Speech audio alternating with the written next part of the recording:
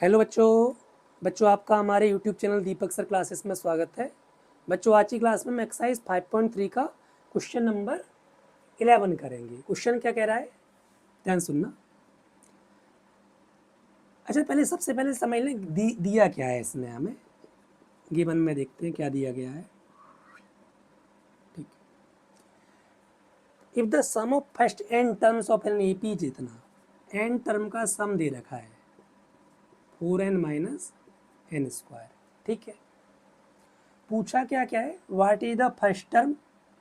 First term को A1 कहते हैं, ठीक है, S1 भी कहते हैं, है ना। S1 और A1 एक ही बात है ना। जैसे मैं कहूँ, समझो मेरी बात, मैं S1 क्या है, पहली टर्म का सम। पहली टर्म का सम क्या होगा, पहली टर्म ही होगी।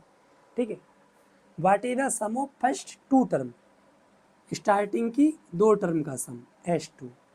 What is the second term, मतलब A2। Similarly find the third, tenth and nth term. Third, tenth and nth, ये फाइंड आउट करना है। सुनो, अब मेरी बात समझो। एन, जैसे पहले अभी हमने इससे पहले क्वेश्चन करा था जहाँ पे ए एन डिफाइन था, तो ए एन डिफाइन था तो एन की जगह हमने वैल्यू रख दी थी।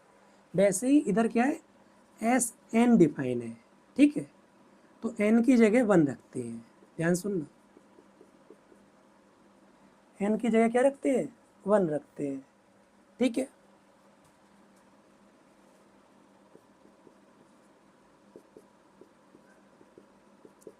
तो S1 कितना आ गया, S1 3 आ गया।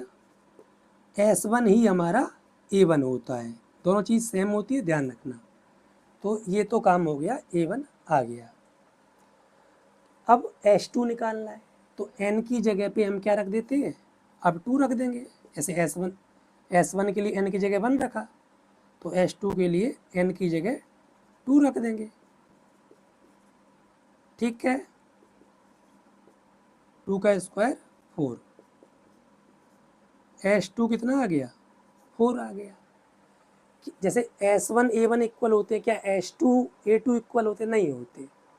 अरे S1 A1 किस लिए इक्वल है, क्योंकि पहली टर्म का सम क्या होगा, पहली टर्म ही तो होगी, बट S2 A2 नहीं होता, ध्यान रखना। तो फिर A2 कैसे आएगा।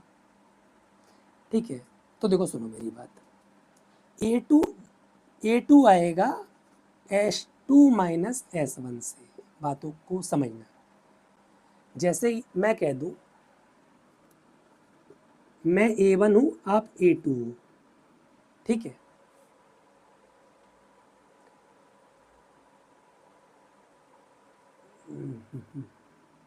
ठीक है, और हमारे पास कुछ रुपए हैं, ध्यान समझना। मैं A1 हूँ, मेरे पास 10 रुपए हैं, आपके पास 2 रुपए हैं। नहीं, आप गरीब नहीं हो, ठीक है, मान लो, ठीक है।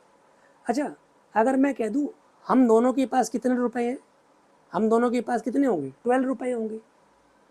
मैंने सम बता दिया कि हम दोनों के पास 12 रुपए हैं, ध्यान सुनना। अच्छा, उसमें से मैं ये कह दूँ मेरे पास 10 रुपए हैं, तो आपके पास कितने हुए। तो क्या करोगे, जो टोटल सम है उसमें से मेरे वाले रुपए को कम कर दोगे, यही करोगे। वैसे ही ध्यान समझना, S2 जो आएगा, दो टर्म का सम जो आएगा वो पहली टर्म और दूसरी टर्म को जोड़कर आएगा। यानी स्टार्टिंग की दो टर्म का सम पहली टर्म और दूसरी टर्म को जोड़कर आएगा। ठीक है, तो A2 निकालनी है, ध्यान सुनना, A2 निकालनी है, तो ये S2 माइनस A1 हो जाएगा।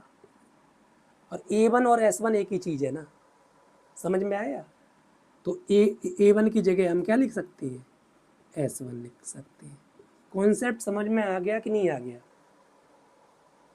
ठीक है, तो ध्यान रखना इस तरीके से। ठीक है, S2 कितना है, 4 है, और S1 कितना है, 3 है। ये हमारा A2 आ गया। A2 हमें निकालना था, है ना, पैक कर दो। अच्छा जी, अब A3 भी निकालना है। क्या अब ऐसा करेंगे, S3 निकालेंगे, उसमें से S2 कम करेंगे, ऐसा कुछ वो भी कर सकते हो, लेकिन उससे भी आसान काम और भी हो जाएगा। जब A1 और A2 पता है, ध्यान सुनना, तो आप D तो निकाल ही सकते हो, निकाल सकते हो। हाँ, और जब D निकाल लोगे और A पता ही है तो A3 नहीं है, मतलब A3 नहीं आ जाएगा A + 2D से। समझ में आया? तो क्यों उतना काम करोगे, मार्क्स तो इक्वली मिलने हैं, ठीक है। अच्छा, तो मैं क्या काम करता हूँ, D निकाल लेता हूँ, A2 माइनस A1, A2 1 है और A1 कितना है 3, तो D आ गया -2, ठीक है। अब D आ गया तो देखो अब सारे काम हो जाएंगे। A3 निकालना है, A + 2D, A की वैल्यू कितनी थी 3 थी, D की वैल्यू कितनी आई -2, तो A3 कितना आ गया -1, ठीक है। समझ में आ रहा है ना। अब A10 निकालते हैं, अब बस A + 9D, ठीक है।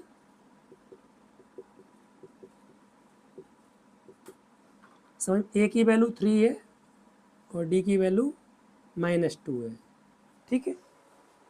अब इधर आ जाती है, जगह नहीं है, ठीक है। 9 2 जा 18, तो -18 -15, A10 हो जाएगा हमारा -15। तो देखो H2 निकाल लिया, A2 निकाल लिया, A3 निकाल लिया, अब बचा क्या AN, AN का फॉर्मूला लगा लेते हैं।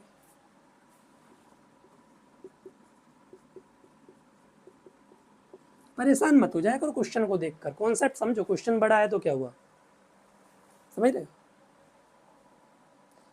A की वैल्यू क्या थी 3 थी, N की जगह अब N रखना है क्योंकि AN ही निकालना है ना, और D की जगह -2, -2 का मल्टीप्लाई होगा दोनों से, -2N + 2, तो 5 - 2N, AN = आ गया 5 - 2N, दिख रहा होगा। देखो समझ लो, अब शॉर्ट में समझा देता हूँ क्या काम करा। जब भी AN या SN दिया जाएगा तो आपको क्या काम करना है, N की जगह 1 रख लेना है। तो हमें SN डिफाइन था तो N की जगह मैंने 1 रख लिया, S1 आया, S1 ही A1 होता है, ठीक है।